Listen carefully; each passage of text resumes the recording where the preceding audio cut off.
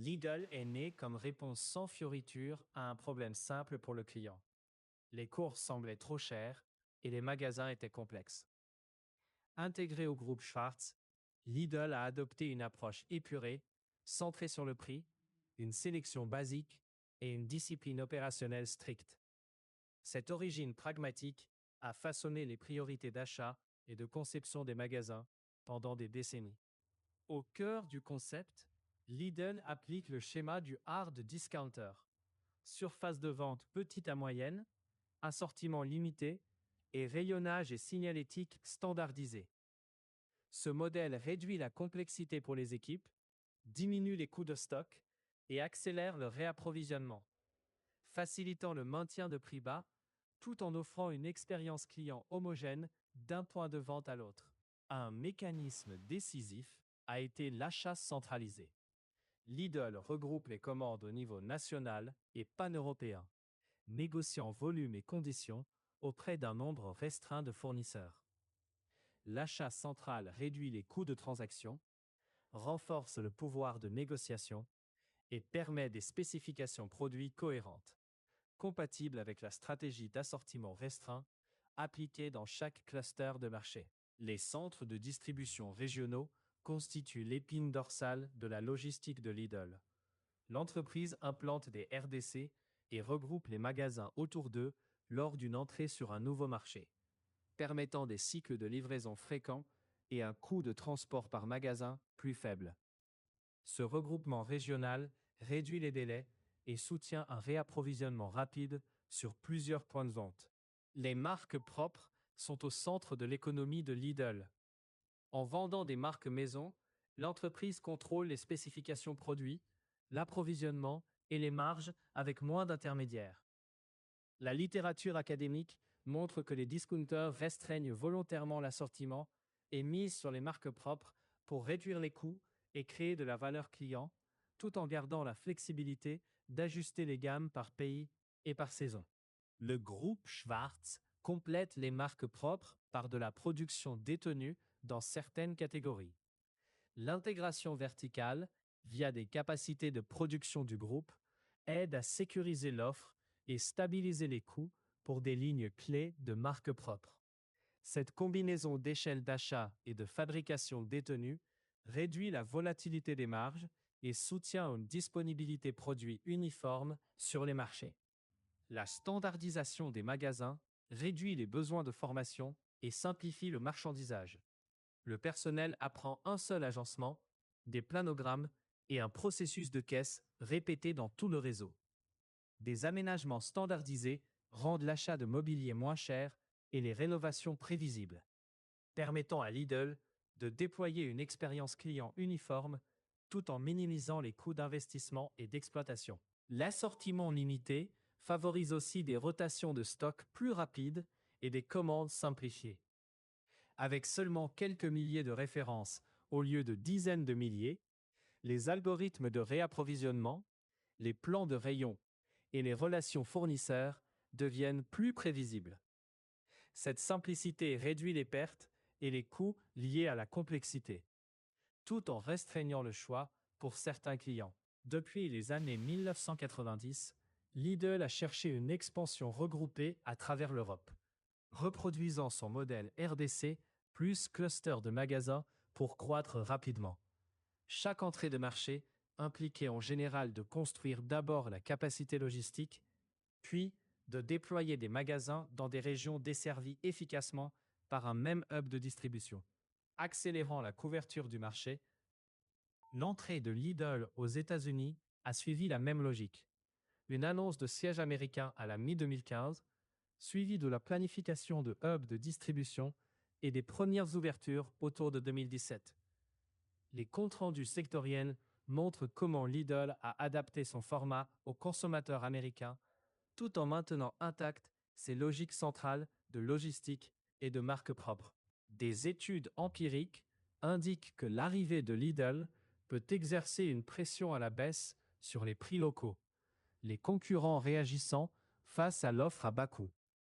La recherche sur les effets d'entrée locale documente la concurrence tarifaire et les réponses du commerce de détail, incluant des ajustements d'assortiment et des stratégies promotionnelles par les acteurs établis cherchant à défendre parts et marges. La couverture sectorielle note que les chaînes concurrentes s'adaptent. Certaines abaissent leurs prix promotionnels, d'autres développent leurs propres marques et quelques-unes mettent l'accent sur le service ou des gammes premium pour se différencier. Le positionnement bas prix constant de Lidl provoque un éventail de réponses stratégiques plutôt qu'un seul résultat, montrant l'évolution des structures de marché après une entrée disruptive. L'échelle attire l'examen. Des enquêtes d'ONG ont documenté des problèmes de bien-être animal dans certaines fermes fournissant de grands supermarchés, y compris des fournisseurs liés à Lidl. Les reportages mettent en lumière des incidents précis plutôt qu'une défaillance prouvée à l'échelle de l'entreprise. Ces enquêtes ont suscité une pression publique et exigent un examen attentif des pratiques fournisseurs et des réponses de l'entreprise. Lidl publie des enquêtes opérationnellement. Concilier échelle et traçabilité est un compromis permanent. Moins de références et des fournisseurs concentrés facilitent le suivi en théorie. Mais une croissance rapide à l'étranger augmente le nombre d'acteurs et d'intermédiaires. Les entreprises doivent investir dans les audits, le développement fournisseur et des systèmes de traçabilité pour maintenir les standards à mesure qu'elles grandissent. La stratégie de marque propre permet aussi d'expérimenter. Lidl peut introduire des articles saisonniers ou locaux de marque maison sans alourdir les fournisseurs nationaux de marque. Cette agilité soutient des campagnes promotionnelles et des offres en édition limitée, qui attirent les clients tout en maintenant l'assortiment permanent, compact et prévisible pour la planification des approvisionnements. Les choix d'entrée sur un marché comptent. Lidl ouvre typiquement d'abord un hub régional, puis implante des magasins dans les villes alentours, en utilisant des prototypes de magasins constants. Cela réduit le temps d'installation par magasin et permet des ouvertures simultanées, aidant le distributeur à atteindre rapidement une taille critique dans un nouveau pays, tout en conservant des standards opérationnels. Les résultats ne sont pas uniformes. Des études avertissent que Lidl n'est pas toujours l'acteur le moins cher dans chaque marché. La tarification évolue selon le pays et le produit.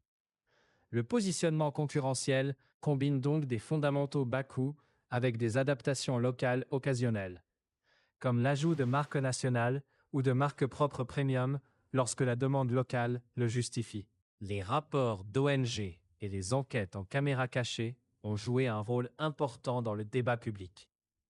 Ils documentent les conditions sur des sites fournisseurs particuliers et ont suscité attention médiatique et contrôle public. Ces investigations ne prouvent pas à elles seules une intention systémique de l'entreprise, mais elles illustrent des lacunes nécessitant des actions ciblées et une vérification indépendante. Régulateurs, sociétés civiles et acheteurs exigent désormais plus de traçabilité. La leçon pour les grands discounters est claire. L'efficacité des coûts doit s'accompagner d'une supervision crédible. Les entreprises disposant d'achats centralisés et de production de groupe peuvent imposer des améliorations rapidement, mais seulement si elles priorisent et financent des systèmes d'audit et l'engagement des fournisseurs. Un constat contre-intuitif, limiter le choix peut augmenter la fidélité quand le prix et la commodité correspondent aux attentes. Pour de nombreux clients, un assortiment étroit axé sur la valeur couvre efficacement les besoins hebdomadaires. Cet arbitrage explique pourquoi marques propres et magasins standardisés fonctionnent de concert pour générer des visites répétées d'un segment central de clientèle. L'achat centralisé crée aussi un pouvoir de négociation face aux fournisseurs, ce qui réduit les coûts d'approvisionnement mais concentre les risques. Une base fournisseur concentrée peut être efficace, mais augmente l'enjeu lié au respect des normes et aux ruptures d'approvisionnement, ce qui nécessite des plans de contingence et des mécanismes de réponse rapide dans la logistique. La conception logistique est un avantage concurrentiel. Des livraisons fréquentes et plus petites depuis les RDC réduisent les stocks détenus et favorise des produits plus frais. Un routage efficace et le regroupement régional abaissent les émissions de transport par unité livrée versus un réseau diffus, alignant économie de coûts et durabilité opérationnelle lorsqu'ils sont planifiés de manière réfléchie. Pour les détaillants en place, la présence d'un hard discounter impose des choix stratégiques. Égaler les prix, se spécialiser sur le service et la fraîcheur, ou se différencier par l'assortiment et l'expérience. Les travaux académiques montrent une diversité de réponses selon les marchés.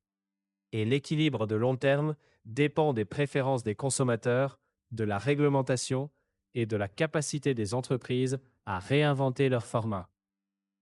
Transparence et amélioration continue sont nécessaires pour concilier modèle bas coût et approvisionnement éthique. ONG, médias et consommateurs jouent un rôle de surveillance, et les distributeurs aux achats centralisés peuvent utiliser cette échelle pour imposer des standards plus élevés s'ils investissent dans la vérification, la formation des fournisseurs et une remédiation crédible lorsque des problèmes surviennent. La leçon générale est pragmatique. Combiner achats centralisés, marques propres, magasins standardisés et logistique ciblée permet de déployer rapidement un modèle de distribution à bas coût. Mais le faire de manière responsable exige des investissements en supervision des fournisseurs et en adaptation locale. Cet équilibre entre efficience et responsabilité détermine si l'échelle profite à la fois aux entreprises et aux communautés.